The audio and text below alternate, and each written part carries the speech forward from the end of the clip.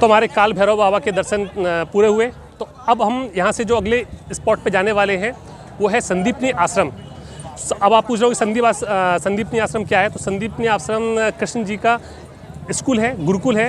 यहाँ पर उन्होंने अपनी शिक्षा दीक्षा ग्रहण की थी अपने भाई के साथ में, उनके मित्र सुदामा जी के साथ में, भाई बलराम के साथ में। तो वो आश्रम संदीपनी आश्रम था, संदीप उनके गुरु थे। तो हम अब जो अगला आश्रम, अगले जो स्पॉट है हम देखने जा रहे हैं वो है संदीपनी आश्रम। तो चलिए संदीपनी आश्रम के दर्शन करते हैं। चलो।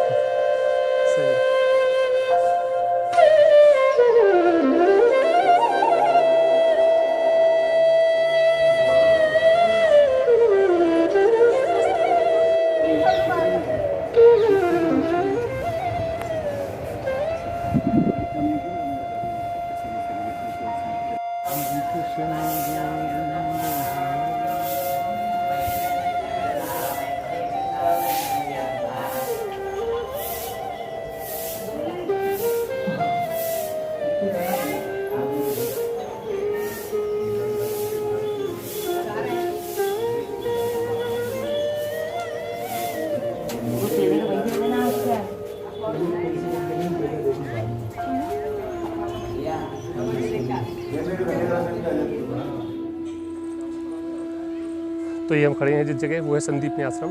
यहाँ पे श्री कृष्ण, सुदामा और बलराम जी ने अपनी शिक्षा दीक्षा ग्रहण की थी। और यही वो जगह है जहाँ पर श्री कृष्ण भगवान मथुरा से कंस का वध करके मथुरा नगरी का राजपाट संभालने के लिए, शिक्षा दीक्षा ग्रहण करने के लिए यहाँ आए थे। तो अपने आप में बड़ी महत्वपूर्ण और ख़ास जगह है, क्योंकि ये गुरुकुल परंपरा जो आज हम हिंदुस्तान में देखते हैं और उसका हिस्सा थे श्री कृष्ण भगवान की शिक्षा दीक्षा। पुराणों वेदों को जो शिक्षा दी जाती थी उस ज़माने में, जिस तरह की शिक्षा होती थी और वो शिक्षा यहाँ दी जाती थी। गुरुकुल था ये, उसके प्रधानाचार्य थे अपने संदीपनी ऋषि मुनि। ये आप नीचे देख रहे हैं कुंड है ये। इस कुंड में उस ज़माने में शायद श्री कृष्ण भगवान स्नान किया करते होंगे और इसमें मछलियाँ भी तैर रही हैं। आगे हम आपको एक चीज़ दिखाएं। ये श्री कृष्ण भगवान ने जहाँ पे जो शिक्षा ग्रहण की थी उसमें 64 कलाएँ जो उनको सिखाई गई थी उनके गुरुजी ने, वो 64 कलाएँ क्या थी वो यहाँ चित्रों के माध्यम से दर्शाया गया है। तो हम एक एक करके उन चित्रों को देखते हैं और समझते हैं कि उन्होंने किस किस प्रकार की शिक्षा यहाँ ग्रहण की थी। चलिए, ये चित्रों के माध्यम से दिखाया गया है। पहला इसमें जो चित्र आप देख रहे हैं वो है संगीत, गीत, और इसी प्रकार 64 कलाएँ हैं, वो आपको मैं चित्रों के माध्यम से दिखाता हूँ। हर एक को बता पा रहा हूँ थोड़ा मुश्किल है, जैसे फिर भी अब एक दो बताता हूँ। जैसे पहला था गीत, ये वाद्यंत्र सिखाना, वाद्यंत्र, और ये डांस, नृत्य। उसके बाद है आलेख, विशेष कक्षे, इसके बारे में मैं भी नहीं जानता क्या है।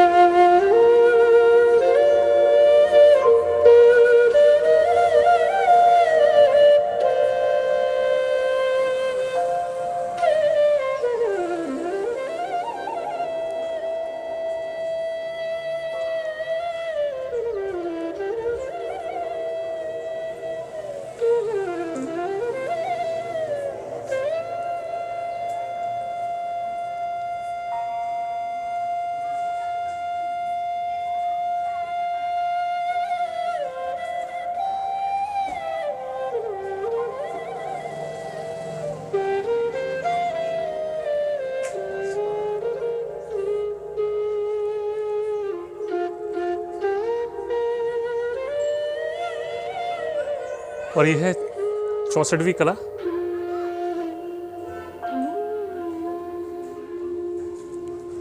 तो इस प्रकार कृष्ण जी 64 कलाओं के ज्ञाता थे।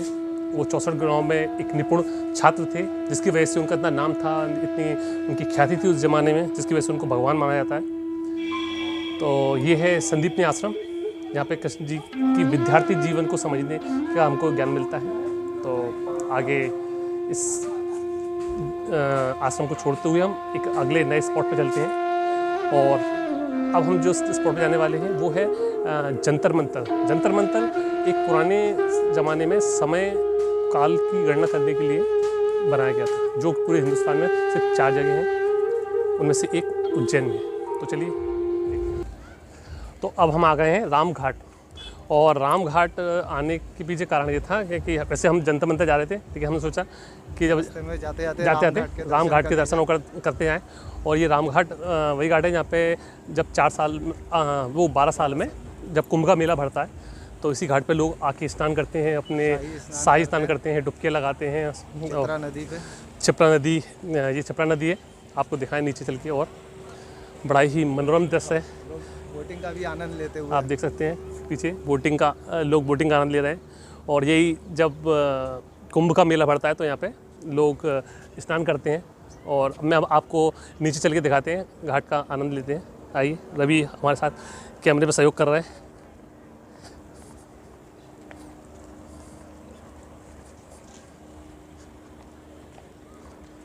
अद्भुत,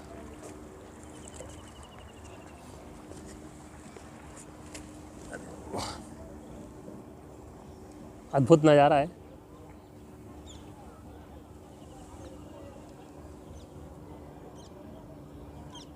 तो ये हम छिप्रा नदी के राम घाट पे, और राम घाट पे स्नान करने का अलग महत्व बताया जाता है।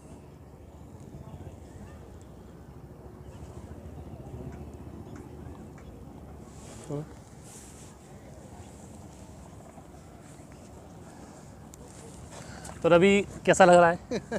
हर हर गंगे, हर हर गंगे। तो छिप्रा नदी के राम घाट पे मैं और रवि आए हुए हैं।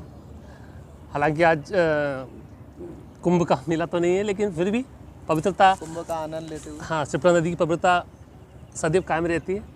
तो हम छिप्रा नदी के पवित्र जल को अपने ऊपर छिड़क के पवित्र होते हैं। तो बड़ा ही अच्छा लग रहा है, एक शांति का अनुभव हो रहा है। वाह, सामने देख के कल्पना आ रही है कि कुंभ में क्या माहौल और क्या दृश्य रहता होगा।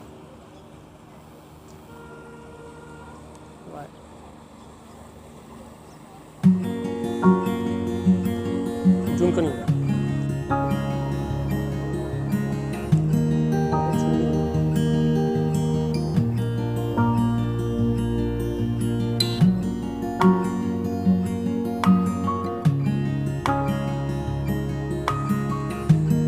पानी की कलकल करती आवाजें।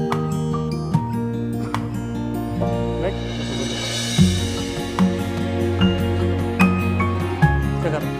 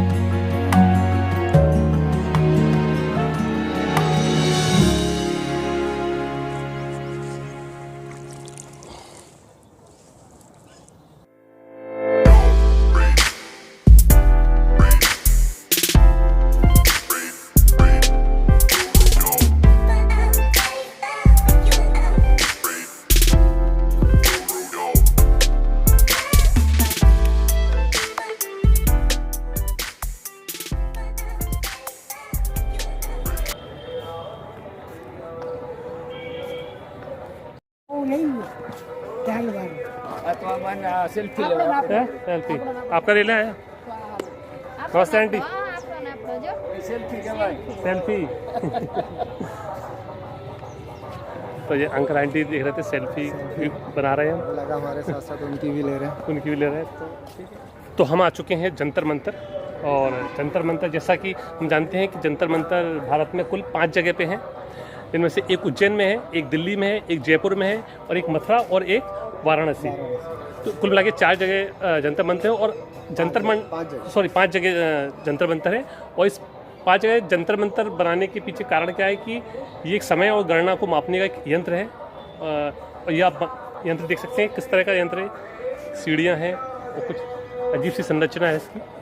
तो यहाँ पे कुछ फिर ये जो वर्क है वो पूरा मार्बल पे किया हुआ है। अच्छा, हाँ, ये पूरा मार्बल पे बनाया हुआ है, कुछ ना कुछ नंबर्स लिखे हुए हैं जो कि हिंदी गिनती में लिखे हुए हैं, आप देख सकते हैं 9 6 5 4 3 2 इस टाइप से कुछ हिंदी गिनती में लिखा हुआ है। और इधर से आइए,